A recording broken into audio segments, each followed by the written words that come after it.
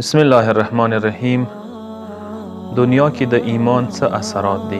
دی باندې مختصرا څو نقطې درس کوم. څه دنیا کې ایمان خپل اثرات دي، اخرت کې خپل اثرات او نتایج دي.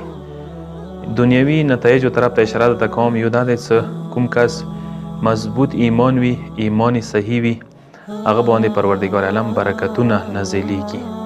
قرآن کې آیا دی ولو ان اهل القرى آمنوا واتقوا لفتحنا عليهم برکات من السماء والارض. اعراف 96 نمبر آیا پروردگار یې چې با تقوا کسانو باندې اسمان او ځمکې برکتونه منزلوو.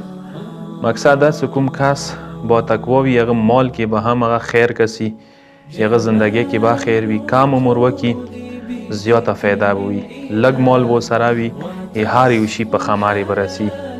زندگی کې مال کې خونی کې به برکات وي.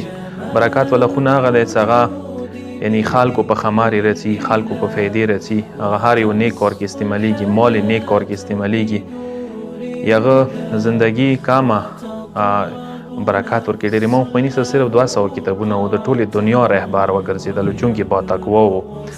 دویم فایده دا ده چې با تقوا کسانو ته پروردګار عالم که چیرې یو خلاف ورزي وکړي فوراً هغه یې رانسي، فوراً یوه چپېړه ورته میلویږي. قرآن کې آیا د ما اصابکم من مصیبت فبما کسبت ایدیکم، یعنی تاسو ته ځنه وخت کوم تکلیفونه میلویږي هغه تاسو خپلو عملو نتیجه وي. کسه درې قسم ته چپېړې دي. یو فوراً میلویږي، یو لږه بعد کې میلویږي، یو ډېره وروسته میلویږي. کوم مؤمنان څه دي هغوی نه که چیرې غلطیونه کېږي، خلاف ورزي ګناهونه کېږي، فوراً چپېړه ورته میلویږي. دې که زه مثال در کوم، چای دي که چیرې تا چشمو باندې یوه قطره پریوزي فوراً یې سپکوي، ویلې څه ضروري دی. که چیرې همدا چای د کپړو نه تالې شوې لږ وروسته یې سپکوي مینځي. که چیرې بیا کلي نه تالې شولې بیا یې چېره کال کې ورې مینځو بیا به یې وکړو. پروردګار الله همداسې خلکو سبا هغه کوي، سلوک کوي. که چیرې ښه مؤمن دی نو هغه فوراً رانسي، او که چیرې لږ هغه د متوسط دی، ایمان ضعیف دی، بیا یې بعد کې رانسي. که چیرې بیا فاسق او فاجر دی بیا مکمل پرېږدي. لکه څنګه سکول کې استاد وي، یو شاګرد څه ډېر قابل وي، با اخلاقي وي، هغه نه یوه غلطي وشي فوراً یې رانسي. او که چیرې بیا لږ متوسط وي بیا هغه وروسته، که چیرې هغه بېکاره وي هغه مکمل پرېږدي. نو پروردګار عالم مؤمنانو باندې دغه مهربان وي چې هغه فوراً رانسي. دریم شی چې زه وښیم ایمان دنیا کې فایده دا دی چې انسان ته سکون و آرامش و اطمینان و چین میلویږي. ولم یلبسوا ایمانهم بظلم اولئک لهم الامن. انعام سوره کې بحث نمبر آیا د پروردګار عالم یې چې کوم کسان چې ظالمان نه دي، ګناهګار نه دي، با ایمانه کسان دي، هغوی ته امن دی. امن و سکون نن سبا زمانې کې ګمشده سرمایه دی د هر یو انسان د بشر، خو هغه انسان ته میلاو دی چې هغه با ایمانه دی. یوه څلورمه فایده دنیا کې د ایمان دا دی چې ایمانداري کسانو باندې شیطان تسلط نشي حاصلوي، شیطان قبضې کې نه راځي. قرآن کې آیا ده انه لیس له سلطان علی الذین آمنوا.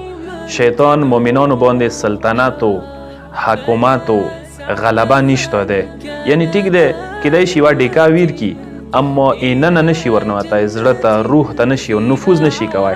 لکه څنګه انبیاو په باره کې راغلي دي القه شیطان، انبیاو ته صرف شیطان القا کوي، یوه خبره ورته کوي ورنږدې کېږي، خو ایننه نشي ورنوتی.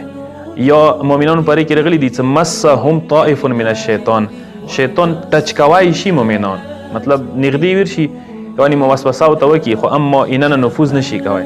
اما هغسې کسان چې هغه مؤمنان نه دي، فاجران و فاسقان دي، ګناهګار دي، هغوی په باره کې قرآن یوه بله آیه دی الذي یوسوس فی صدور الناس، یا هغوی سینو ته ورنوځي. فی صدور الناس مطلب دا چې ایننه ورنوځي، نفوذ ورکې کوي.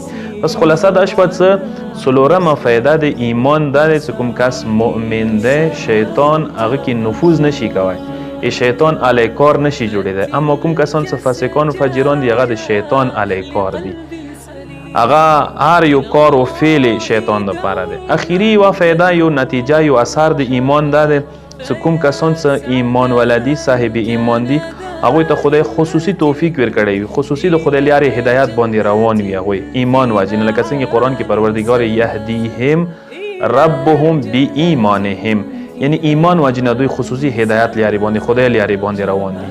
او غټه فایده همدا دی چې کله خدای لارې باندې روان دي خدای د هغوی دفاع هم کوي، ډیفنس یې کوي. ان الله یدافع عن الذین آمنوا. سوره حج 38 نمبر آیه د پروردګار عالم یې چې پروردگار دفاع کوي د مؤمنانو. یعنی هر کله چې یو مؤمن مشکلات او تکلیف کې وي خدای ساتي، لکه څنګه انبیا خدای ساتلی دي، اولیاء خدای ساتلی، امامان، بالاخره دفاع کوونکی خدای دی، پروردگار عالم می دفاع کوي.